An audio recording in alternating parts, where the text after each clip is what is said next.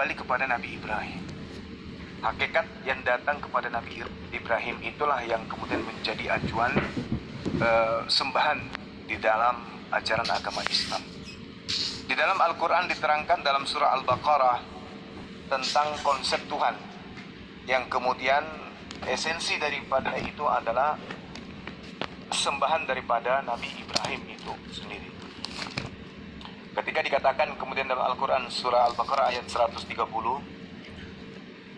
wa may yarghabu an millata Ibrahim illa man safiha nafsa, dan orang yang membenci ajaran Ibrahim hanyalah orang yang memperbodoh dirinya. Nah, sekarang kalau kita berbicara tentang Nabi Ibrahim, sembahan Nabi Ibrahim ini apakah manusia atau makhluk, atau sebaliknya, sembahan daripada Nabi Ibrahim ini adalah pencipta makhluk? Karena di sana dikatakan isqala lahu rabbuhu aslim qala aslamtu lirabbil alamin.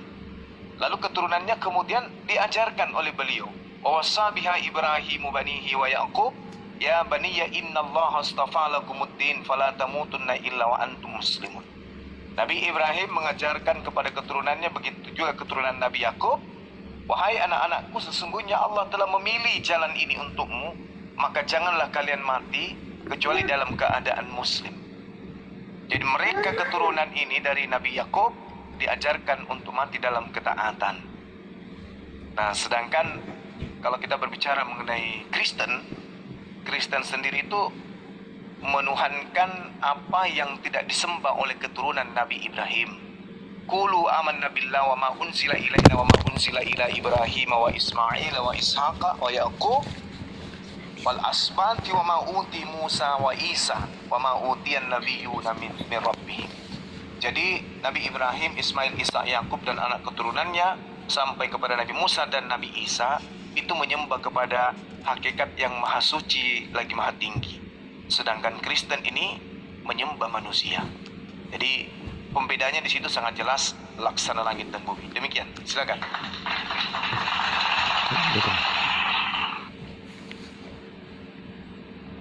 Silakan Bang Andre. Ya, baik. Dengar suara saya? Dengar Bang. Mantap Bang. Oke ya.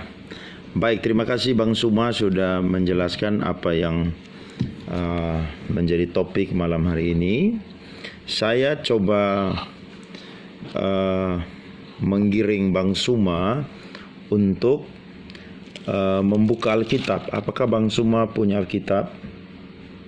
Ya, insya Allah Bang, saya punya. Punya ya Bang Suma ya? Siap, saya punya Bang. Oke, saya coba minta Bang Suma itu buka di dalam kitab Kejadian ya. Siap. Kejadian berapa Bang? Ya. 17? Kejadian pasalnya yang ke-16. 16. Iya. Ya, oke. Kalau di Islam ayat ya atau nomor atau berapa ya? Saya kurang. Ayat Bang. Ayat ya sama ya berarti ya. Iya. Oke, mungkin saya akan bacakan apa yang saya akan mulai menjadi pendahuluan untuk menanggapi apa yang disampaikan oleh Bang Suma begitu ya. Oke. Saya mulai dari ayatnya yang ke-7 ya. Saya yakin pasti Bang Suma sudah tahu jelas dan lengkap cerita ini. Iya. Ya. Lalu malaikat Tuhan menjumpainya di dekat suatu mata air di padang gurun, yakni dekat mata air di jalan ke Syur.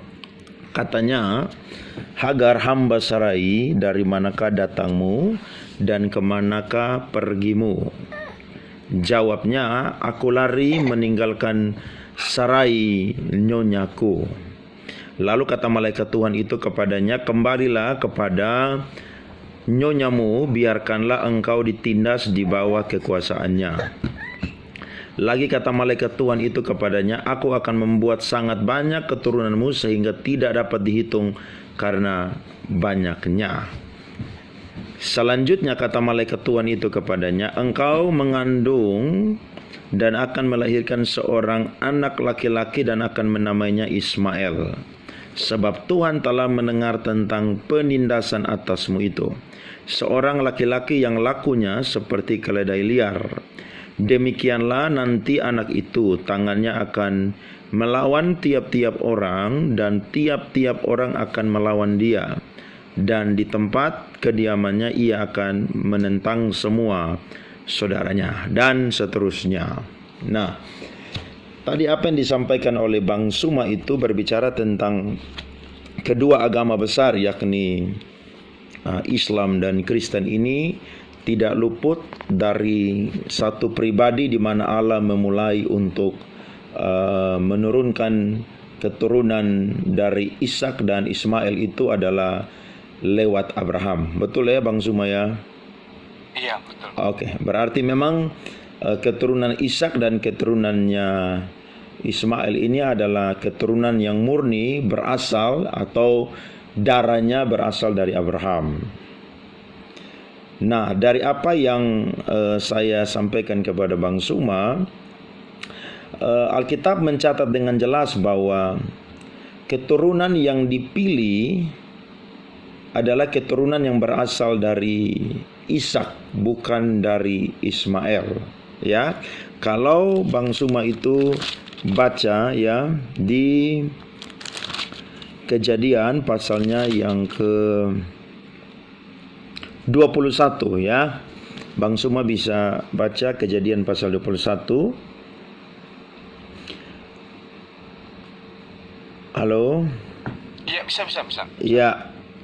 Iya. Lanjut. Oke, saya baca ya ayatnya yang ke-8 ya, sampai ayatnya yang ke 13 saja, pasti Bang Suma pasti tahu. Abraham mengusir Hagar dan Ismail. Bertambah besarlah anak itu dan ia disapi. Lalu Abraham mengadakan perjamuan besar pada hari Ishak disapi itu.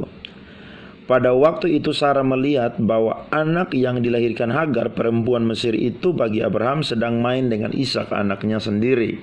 Berkatalah Sarah kepada Abraham, usirlah hamba perempuan itu beserta anaknya, sebab anak hamba itu tidak akan menjadi ahli waris bersama-sama dengan anakku Ishak. Hal ini sangat menyebalkan Abraham oleh karena anaknya itu. Tetapi Allah berfirman kepada Abraham, janganlah sebal hatimu karena hal anak dan budakmu itu.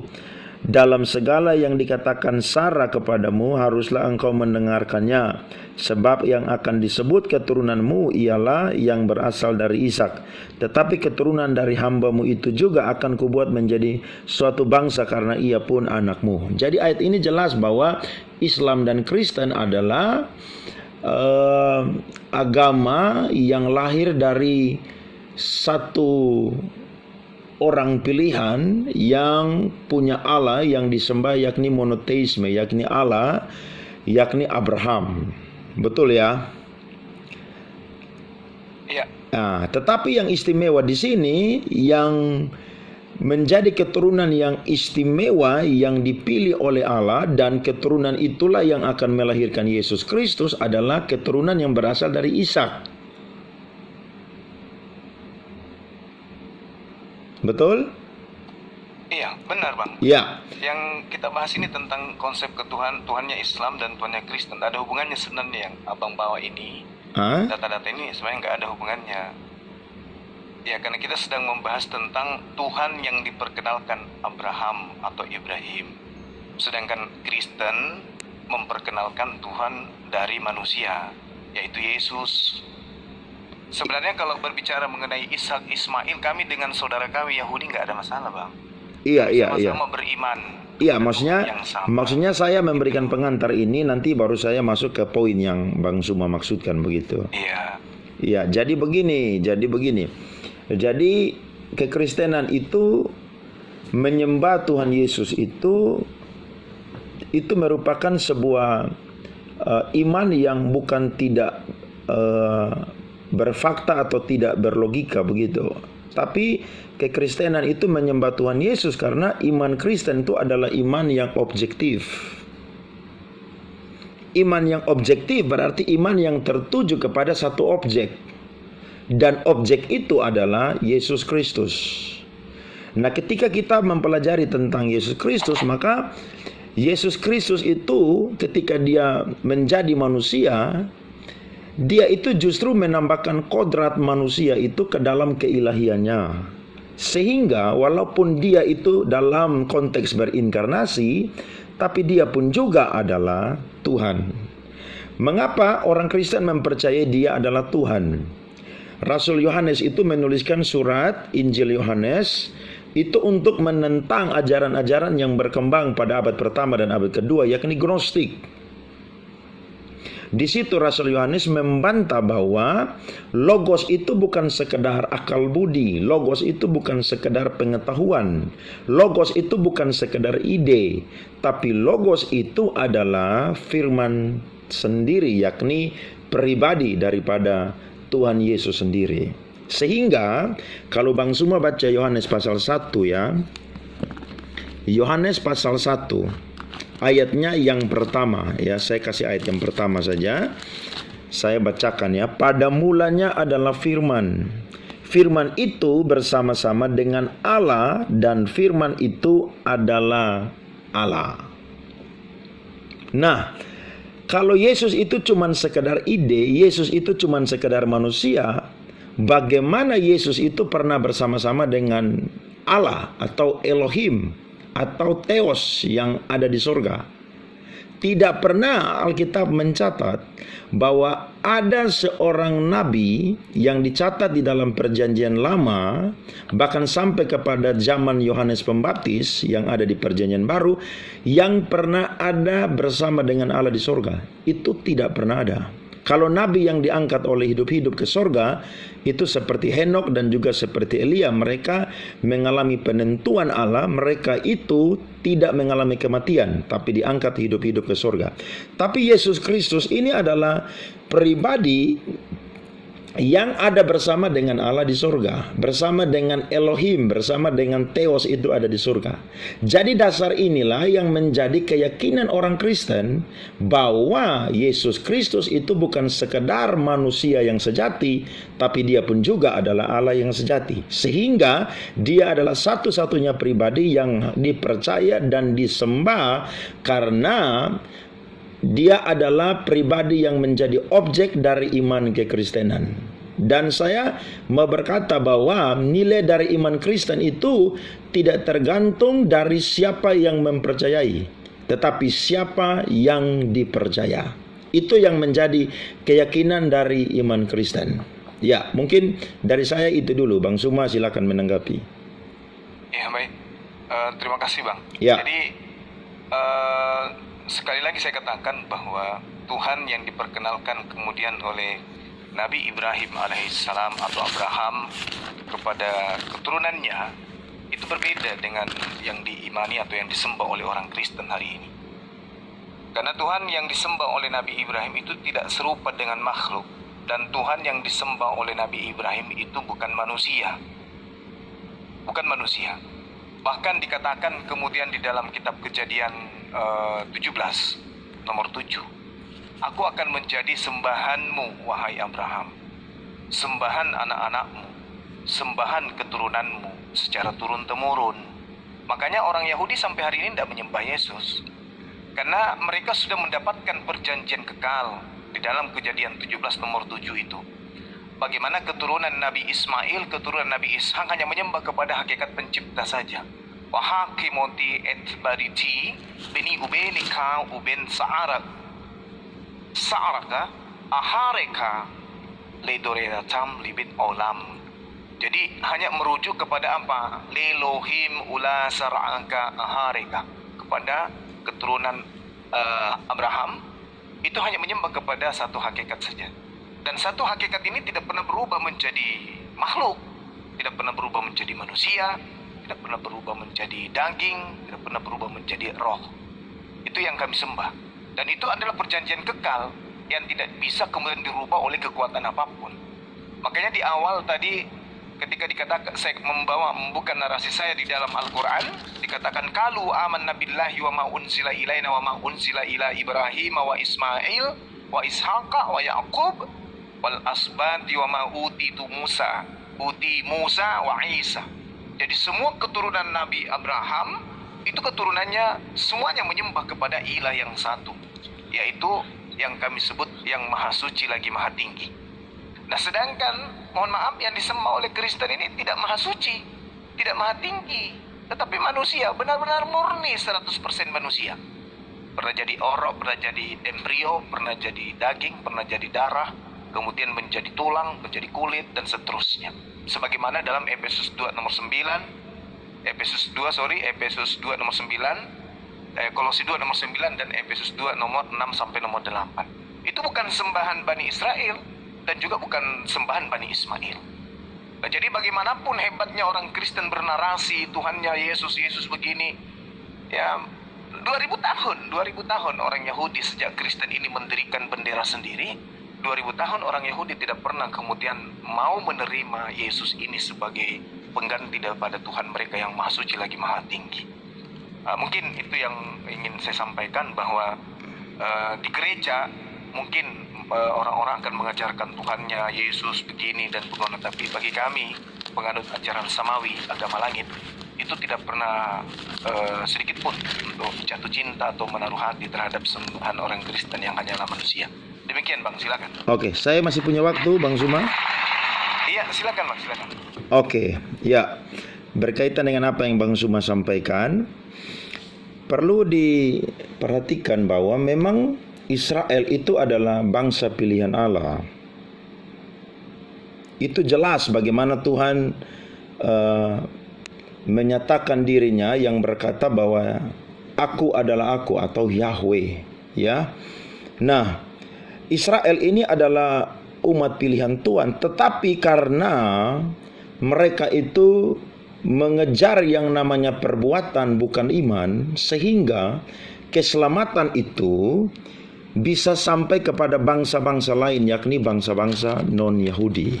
Sehingga ketika Yesus Kristus muncul, maka mengalami perkembangan dari orang-orang yang percaya kepada Tuhan Yesus Kristus. Yang pertama, ketika rasul-rasul atau bapak-bapak apostolik itu mereka bekerja di zaman dari Roh Kudus, ketika Yesus Kristus dipercaya naik ke surga, maka mereka disebut sebagai pengikut jalan Tuhan.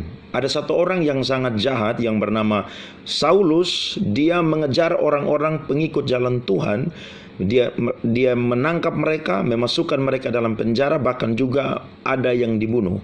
Dan salah satu martir pertama yang ada di Perjanjian Baru adalah Stefanus. Kemudian dari pengikut jalan Tuhan ini berubah menjadi Kristen, yakni orang-orang yang ada di Antioquia, yakni yang ada di Syria. Disitulah lahir orang-orang yang disebut Kristen pertama kali. Kemudian berubah lagi, berangkat menjadi orang-orang Nasrani. Ketika Paulus ditangkap, maka dia disebut sebagai pengikut sekte yang bernama Nasrani. Nah, jadi orang-orang Kristen, mereka ini adalah agama, atau kita yang Kristen ini adalah agama yang mempercayai bahwa Yesus Kristus itu bukan sekedar makhluk, tapi dia adalah benar-benar Tuhan. Kalau Bang Zuma membaca Injil Yohanes, maka di dalam Injil Yohanes itu kurang lebih itu ada 7 kali Yesus berkata akulah, akulah, akulah, selama 7 kali. Ya, atau sebanyak 7 kali. Akulah roti hidup, akulah pintu, akulah pokok anggur yang benar, akulah jalan dan kebenaran dan hidup, dan seterusnya. Nah, kata akulah di situ itu menggunakan kata Yunani ego eimi. Ego eimi itu merujuk kepada yang namanya atribut-atribut daripada Yahweh.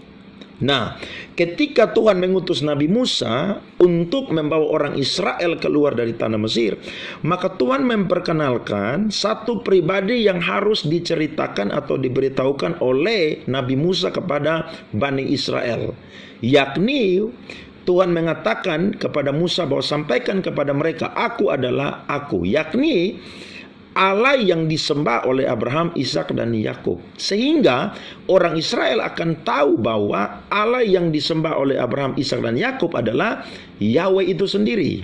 Orang-orang Israel tidak menyebut Yahweh, mereka menukarkannya menjadi Adonai karena Yahweh sangat sakral atau sangat kudus diucapkan oleh mereka. Nah, berhubungan dengan ego ini, Yesus mengatakan akulah, akulah. Bang Suma bisa baca di dalam Injil, orang-orang Yahudi itu mau membunuh Yesus karena hanya Yesus satu-satunya orang Yahudi yang berani berkata bahwa dia adalah Mesias, dia adalah anak manusia. Sementara orang Yahudi tidak mempercayai Yesus adalah Mesias, dia adalah anak manusia. Makanya seperti yang Bang Suma katakan, 2000 tahun sampai hari ini orang Yahudi tidak mempercayai Yesus adalah Mesias. Tapi bagi orang Kristen, Yesus adalah Mesias. Karena ketika dia mengatakan akulah, akulah sebanyak 7 kali, yakni yang menjadi dasar atau menjadi teologi dari Injil Yohanes, itu membuktikan bahwa Yesus itu bukan sekedar makhluk. Yesus itu adalah Tuhan. Kenapa? Karena dia sendiri itu pun juga adalah Yahweh. Karena kalimat ego eimi itu merujuk kepada atribut-atribut daripada Yahweh, yakni sebagai pencipta, sebagai pembuat manusia, bahkan juga sebagai Allah yang satu-satunya yang layak disembah. Sehingga orang Kristen mempercayai bahwa Yesus itu bukan sekedar manusia sejati, tapi Yesus pun juga adalah Allah yang sejati. Sehingga Yohanes pasal 1 yang saya sampaikan tadi, di mana pernah ada seorang nabi sebelum Yesus dan sesudah Yesus yang pernah ada bersama dengan Allah di surga, yang pernah bersama dengan Elohim, pernah bersama dengan Theos ada di surga, itu tidak pernah ada. Yang ada adalah Yesus Kristus itu sendiri. Sehingga Alkitab mencatat dia yang berasal dari surga, maka dia pun juga itu kembali ke surga. Di dalam Yohanes pasal 14 itu berkata, Yesus pergi ke surga untuk menyediakan tempat bagi orang-orang yang percaya. Dan ketika dia selesai menyediakan tempat bagi orang yang percaya, maka dia akan kembali untuk menjemput orang yang percaya. Sehingga dimanapun dia berada, di situ pun juga orang-orang percaya ada bersama dengan dia. Kira-kira begitu, Bang Suma. Iya, baik. Jadi ada beberapa hal kemudian yang harus saya tanggapi dari penjelasan saudara saya ini, Bapak ya, Pak. Iya, iya.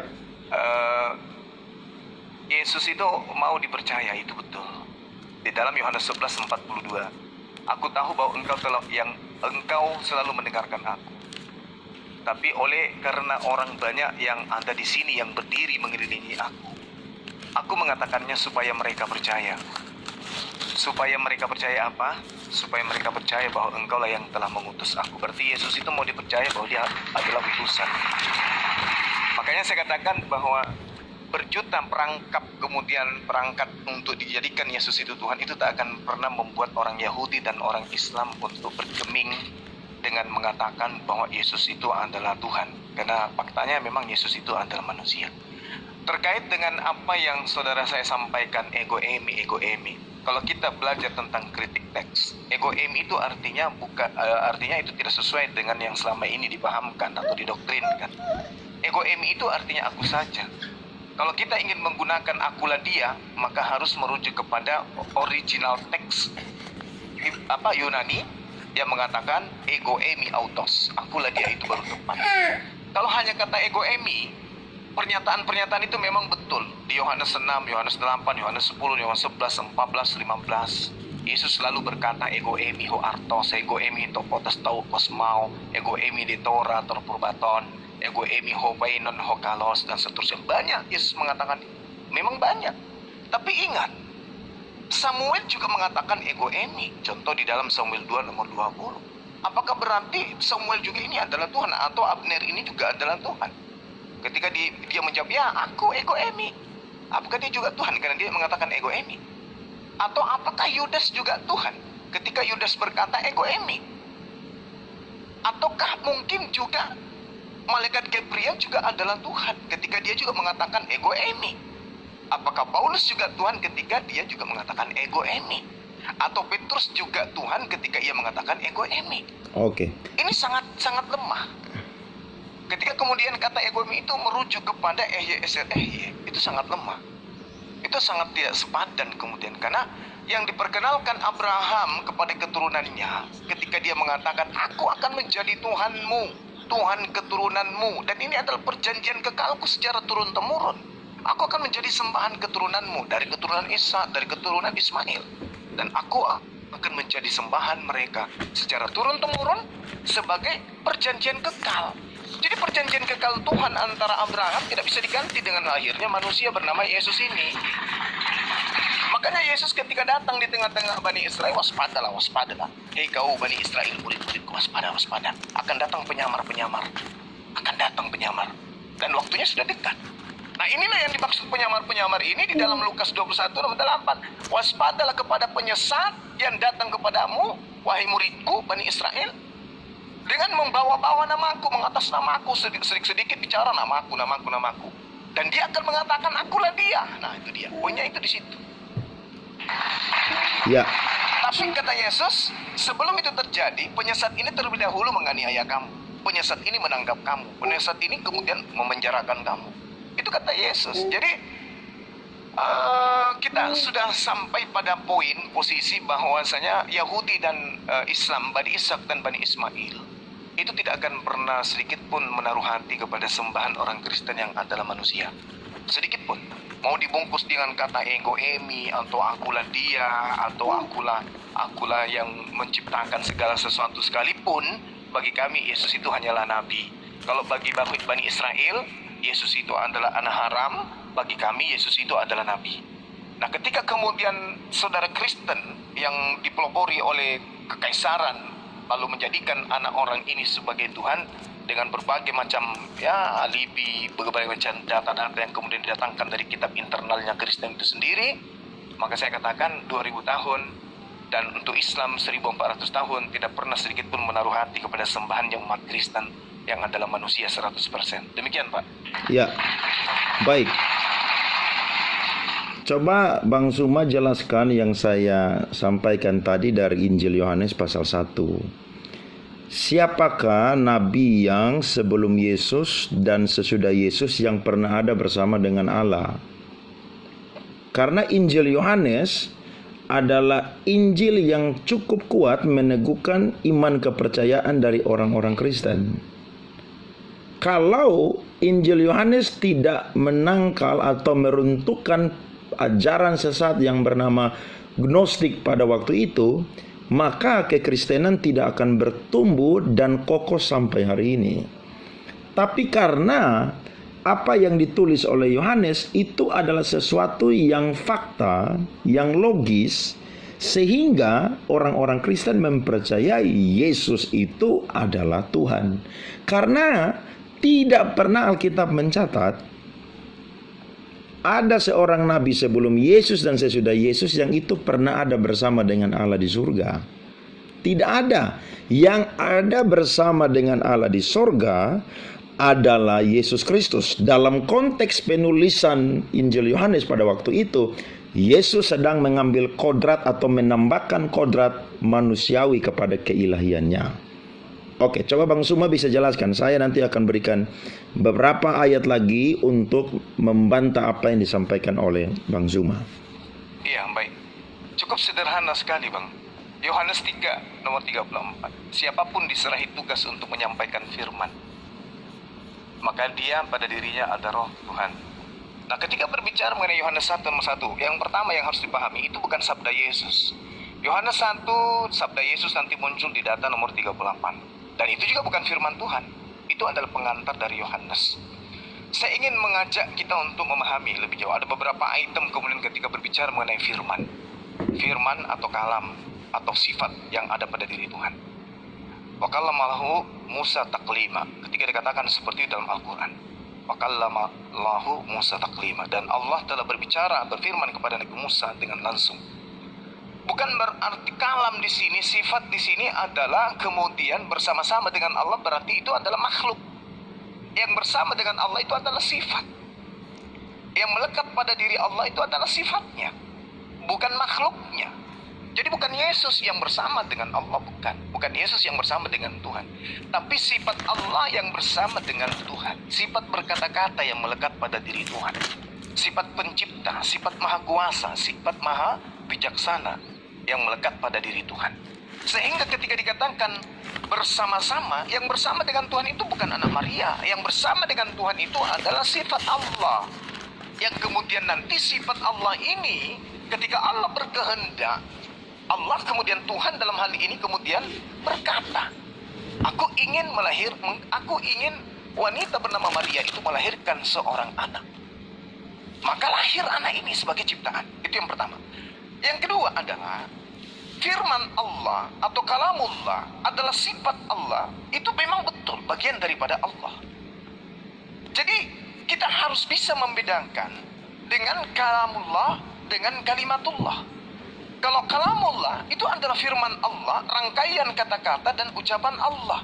Sedangkan kalimatullah itu adalah satu dari kata yang terucap oleh Allah, yang kemudian perintah ini melahirkan sebuah keadaan, tindakan, melakukan, jadi maka jadilah. Itulah yang disebut kalimatullah atau kalimatun, yang datang kemudian daripada Allah. Jadi ketika Allah mengatakan jadi, Mazmur 33 nomor 9, maka apa yang terlontar dari mulut Allah itulah yang jadi. Misalnya, jadilah bumi. Jadilah bumi, rangkaian tindakan ini itu sifat kalamullah yang melekat pada diri Allah. Kalamullah ketika bertindak menciptakan pribadi baru di luar dirinya, maka muncul yang disebut kalimah, ucapan, perkataan. Nah, sifat inilah yang kemudian asal bahasa yang kami gunakan itu sebagai sesuatu yang melekat pada diri Allah. Semua hal-hal yang melekat pada diri Allah itu adalah esensi Allah. Contoh misalnya gula. Sifat gula itu manis. Batu, sifat batu itu keras, berat, kasar, dan seterusnya. Kapas, sifatnya ringan, lembut, halus, dan seterusnya. Ini berarti ketika dia berbicara mengenai sifat berkata-kata yang ada pada diri Allah, kalamullah, kemampuan berkata-kata pada diri Allah, itu bukan Yesus. Yesus itu bukan sifat. Yesus itu makhluk manusia yang dilahirkan dari kalamullah. Maka untuk menjadikan sebagai makhluk, maka Allah berkalimah, Allah berkata, Allah berfirman. Maka jadilah ia melalui proses apa? Kehamilan ibunya Maria. Selanjutnya, sebagaimana perkataan yang saya katakan tadi, bahwa ketika Tuhan, atau saya ambil analogi pada diri saya, ketika Bang Suma memiliki satu masalah atau memiliki satu ide atau memiliki satu gagasan, yang ada pada diri Bang Suma itu adalah kemampuan berkata. Kemampuan berkata. Cuman permasalahannya sekarang ini adalah banyak di antara kita yang memahami bahwa perkataan Bang Suma itu adalah Bang Suma.